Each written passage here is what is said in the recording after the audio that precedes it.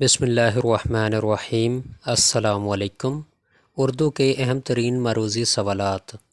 جگر مراد آبادی کا اصل نام کیا ہے؟ علی سکندر۔ مخزن کس لائبریری کا جریدہ ہے؟ قائد اعظم لائبریری لاہور۔ نظم سونٹ میں کل کتنے مصرعے ہوتے ہیں؟ 14 مصرعے۔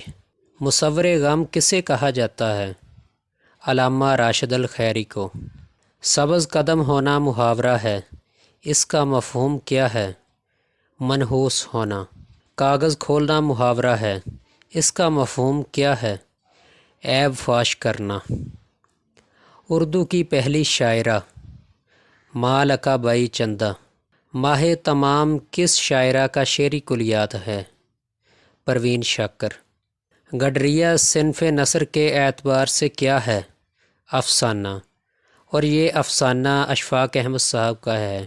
نظم پنواڑی کس کی تخلیق ہے؟ مجید امجد کی۔